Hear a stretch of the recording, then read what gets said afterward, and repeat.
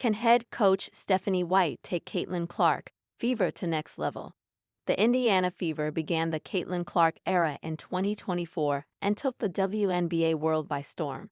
The year of 2025 could be when the Fever really make a mark as one of the best teams in the Eastern Conference. That's a possibility with the addition of new Fever head coach Stephanie White, who bolted out of an aging Connecticut Sun team to lead a neophyte Fever core that just ended a 7-year postseason drought. White's return to Indiana is a homecoming for the fifth-year head coach. She began her WNBA head coaching career in Indiana 2015-16 and spent 4 of her 5 WNBA playing years 2000-4 there as well. But will the homecoming turn into a lasting, fulfilling tenure? How White addresses a few of these topics could answer that question. Clark's efficiency. As expected, Clark proved to be the dynamic point guard out of Iowa we all expected. Just check the accolades: Rookie of Year, 2024 WNBA First Team, All-Star Game Starter, 2024 All-Rookie Team, 2024 Assist Champion, and 4th place finish in MVP voting. But there is one glaring issue for Clark that White must address: turnovers. The assist leader, 8.4, turned the ball over the most in 2024, averaging 5.6 per game. Her average of 5.6 is 2 more than second-place Alyssa Thomas and 2.6 more than third-place Natasha Cloud, Kahleah Copper, and Dearica Hamby. Clark also owns the WNBA single-season total turnover record of 223, 78 more than Thomas' previous record set in 2023. Turnovers by a young player with high usage rates, her 26.2% ranks 9th in the WNBA, can be expected. But the next step in Clark's evolution is to rack up those assist numbers at a way lower turnover rate. That's where White comes in. A goal for White could be to implement a system that doesn't totally abandon the Fever's high-paced offense while keeping turnover numbers down. Getting more out of NaLyssa forward NaLyssa Smith began her WNBA career in 2022 and quickly looked primed to be one of the league's brightest youngsters. Her ascension continued in 2023 when her points per game ballooned from 13.5 to 15.5. But in 2024, her points per game, 10.6, and shot attempts, 8.8, hit career lows under coach Christy Sides. Alongside Clark and Aliyah Boston, a more involved Smith could form a big three in Indiana for the foreseeable future.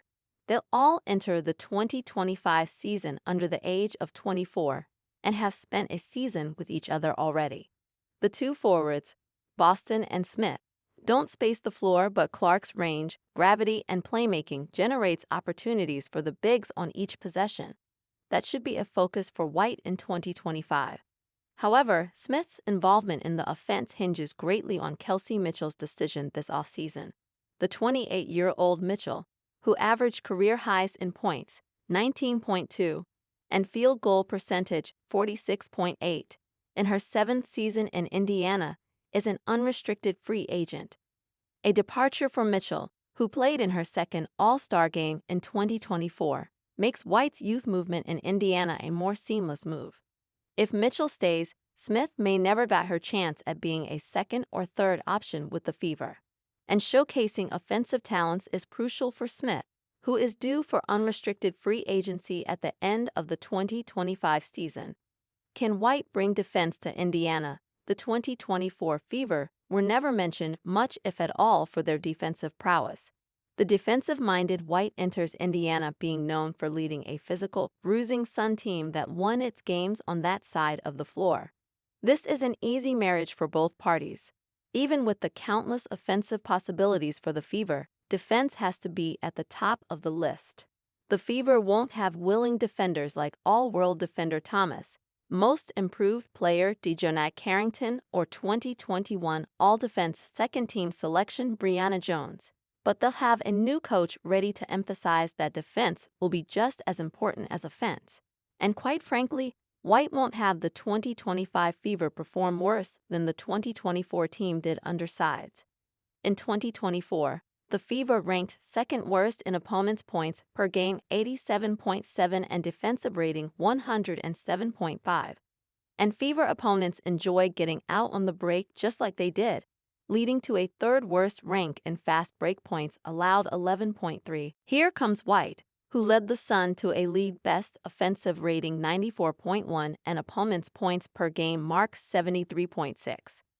The issue, though, is Indiana lacks a point-of-attack defender like Carrington and Thomas, who comfortably defends 1 through 5. But the numbers suggest that a White-led team can figure out those issues. Connor McCaffrey and co. in deep waters of criticism as lucky charm. Caitlin Clark's absence costs Butler unforeseen embarrassment. Things were looking pretty promising for the Butler Bulldogs earlier this season, weren't they? But fast forward to now, and it's safe to say the mood has taken a nosedive. Day by day, the disappointment is mounting for fans, and you know what, a lot of them are pointing fingers squarely at head coach Thad Matta. But there are also whispers that the Bulldogs' lucky charm, Caitlin Clark, hasn't been courtside, and it's been nothing but bad news ever since. Wednesday night was just another chapter. The Bulldogs hosted Villanova, hoping to snap their 5-game losing streak, but alas, things didn't quite go their way. Butler had a strong start, leading by 13 points with just 6 minutes left in the game. It looked like they might finally break the curse, but Villanova flipped the script. The Wildcats unleashed a 22-1 run in the final minutes to snatch a 73-65 victory. Eric Dixon was an absolute beast, dropping 28 points, while Wooga Poplar added 18 and dominated the boards with 15 rebounds. Meanwhile, Butler's Jamal Telfort gave it his all-25 points, 10 rebounds, and 6 assists, but it just wasn't enough. To make things worse, the Bulldogs couldn't sink a shot in the last 6 minutes, going 1 for 11 from the floor. Ever since Caitlin Clark's boyfriend, Connor McCaffrey, joined Butler as an assistant coach, she's been a regular fixture at their games. Fans even dubbed her their lucky charm because the team was on fire when she was courtside. But it all began when the WNBA star missed a game against Houston on December 7.